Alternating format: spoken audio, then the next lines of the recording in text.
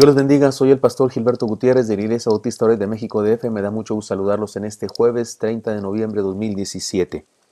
Estamos aquí para estudiar el último salmo del salmiario, el Salmo 150.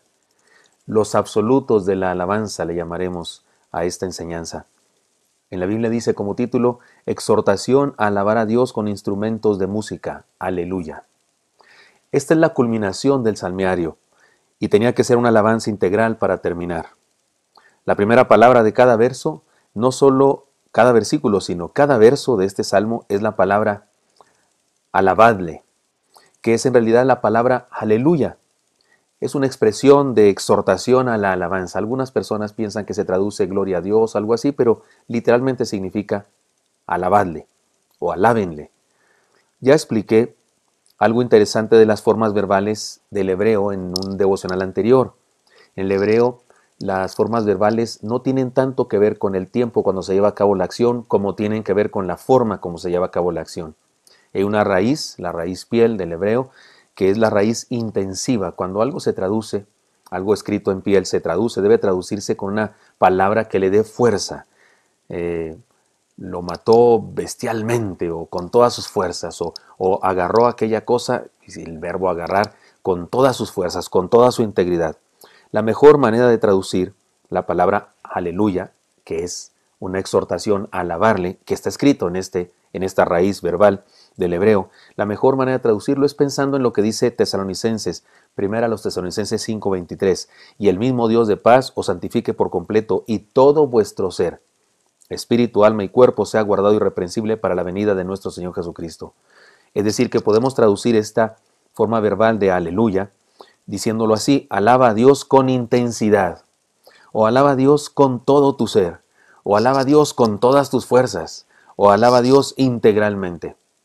El Salmo nos responde preguntas básicas sobre la alabanza. Por eso quisiera ir haciendo cada una de estas preguntas y luego usar el Salmo 150 para responderlas. Primeramente, la pregunta es ¿quiénes? ¿Quiénes alaban a Dios? Comienza diciendo el Salmo versículo 1, alaba a Dios en su santuario. Ahora usted no encuentra aquí por ningún lado la respuesta quiénes, pero si estudiamos el asunto y analizamos las palabras, resulta que aquí nos dice quiénes. Alábenle a aquellos que han tenido un encuentro con Él, es lo que dice esta primera parte. El tabernáculo, que dice aquí, se usa la palabra santuario, es el lugar donde Dios habita, es el lugar donde Dios se hacía presente. Antes del santuario, que era un templo fijo en un lugar, se usaba un tabernáculo, que era el templo, el precursor del templo, y era un lugar movible, era una carpa movible, y se llamaba tabernáculo, que tiene que ver con el mismo concepto habitáculo, o viene de la palabra habitar o tabernaculizar. Así es que habla de la presencia de Dios, habla del espacio, lugar, tiempo, condiciones donde Dios se hace presente entre nosotros. Así que la alabanza surge de un encuentro con Él, con Dios. No se puede alabar a Dios sin un encuentro con Él. De hecho, no se puede alabar a Dios de mentira. ¿Se le alaba o no se le alaba? Porque le conocemos o porque no le conocemos. No se puede fingir la alabanza.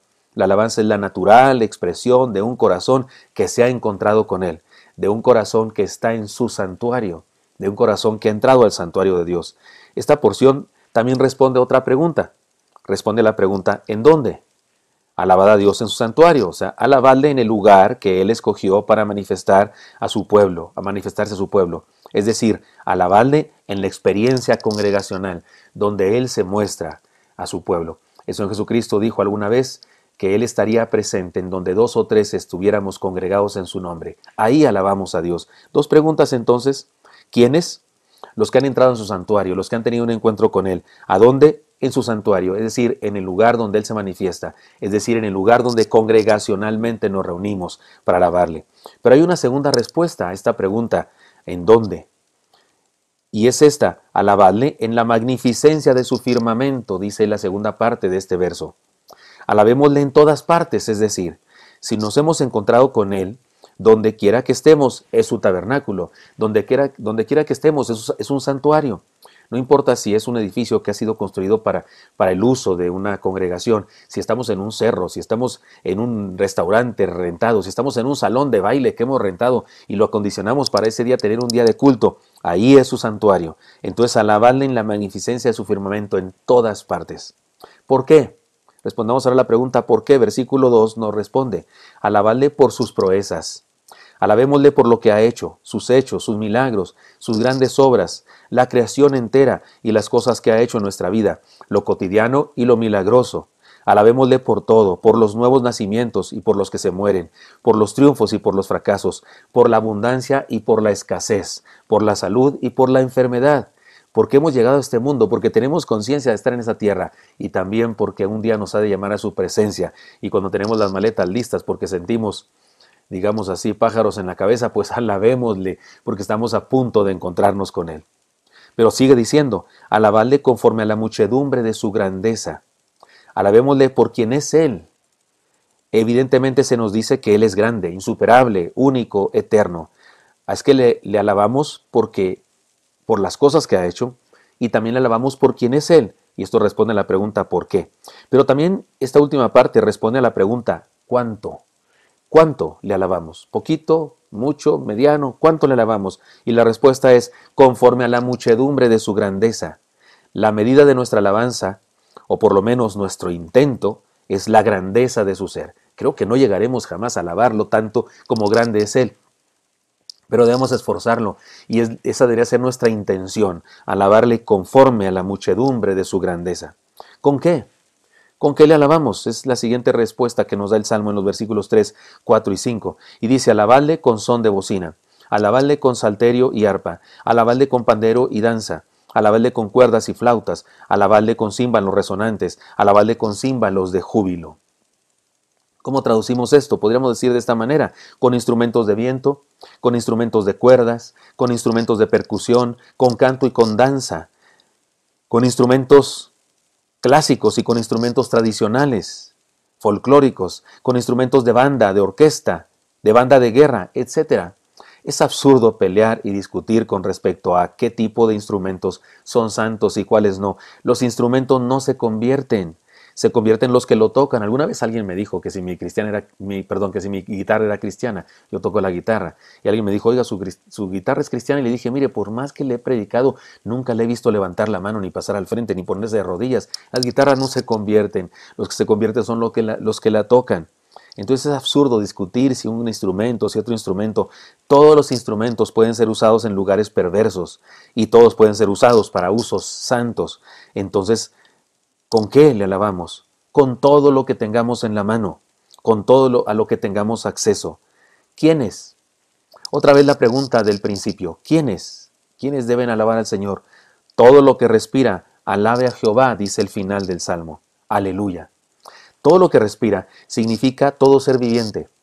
Toda la creación ha sido programada para alabar a Dios. Nosotros hemos sido desafiados para hacerlo. No estamos programados para alabar a Dios, pero sí tenemos el privilegio de hacerlo por voluntad propia, ejerciendo nuestro libre albedrío para obedecer, porque sí hemos sido desafiados para alabar a Dios.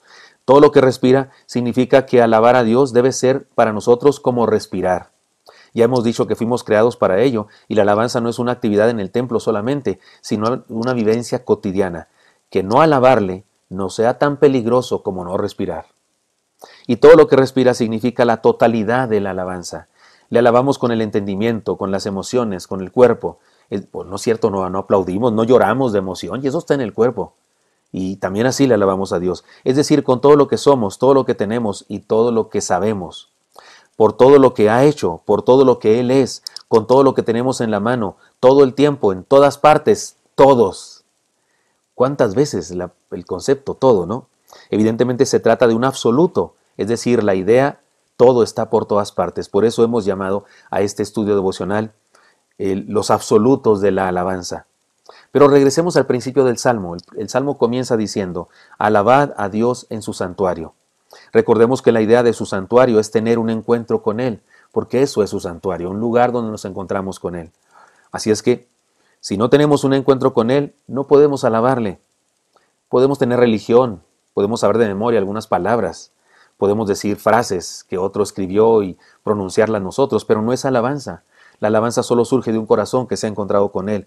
No se trata solo de tener religión y sabernos algunas oraciones repetitivas o algunos cantos. Permítame recordarles la historia que les conté cuando estudiamos el Salmo 23. Un hombre declamador, un gran orador, dio un concierto estuvo declamando poesías, no era poeta, no era escritor, pero declamaba poesías de otros y lo hacía muy bien, era extraordinario por sus gestos, por su presentación, por su tono de voz, era extraordinario. Cuando terminó la gente aplaudió muchísimo por varios minutos porque había sido un espectáculo hermosísimo. Y entonces él dijo, bueno, ¿quieren que recite alguna poesía que les haya gustado? Y se levantó una mano por ahí y un hombre ya muy anciano le dijo, sí, por favor recite una vez más, declame una vez más el Salmo 23, el Salmo del Buen Pastor. Y el hombre dijo, está bien, lo diré una vez más, había dicho el Salmo 23, el Salmo del Buen Pastor, y dijo, pero con una condición, le dijo al hombre anciano, con la condición de que cuando yo termine usted venga aquí al frente y también recite el Salmo del Buen Pastor. Y el hombre dijo, bueno, si usted quiere. Y el hombre una vez más dijo el Salmo 23 y la gente impresionada por su elocuencia, por su manejo de la voz, por su manejo de los brazos y de su rostro, aplaudieron. Y lo dijo, bueno, pero ahora quiero invitar al hermano pastor, era un pastor evangélico, le dijo, pase al frente. Dijo, díganos el Salmo 23. Y aquel hombre dijo el Salmo 23 y lo dijo con tanta vehemencia que la gente no aplaudió, pero la mayoría de la congregación, de los asistentes, estaban llorando de emoción. Y entonces el gran declamador dijo, yo me sé muy bien el Salmo de Buen Pastor, pero este hombre conoce al Buen Pastor en persona y por eso nos ha producido esta emoción. Debe ser cierto, usted y yo no podemos alabar a Dios si no conocemos, si no nos encontramos con Dios en persona. Por eso el Salmo comienza diciendo, alabad a Dios en su santuario. Alabemos a Dios. Aleluya. Hemos terminado el libro de los Salmos de la palabra del Señor, pero le invito para que a partir de mañana me acompañe y estaremos estudiando lo que resta del año, la palabra del Señor en la enseñanza que tiene que ver con el nacimiento de nuestro Señor Jesucristo. Estaremos estudiando mensajes de Adviento, los símbolos de la Navidad. Espero que esto sea útil para usted y me encantaría encontrarme el día de mañana. Hasta pronto.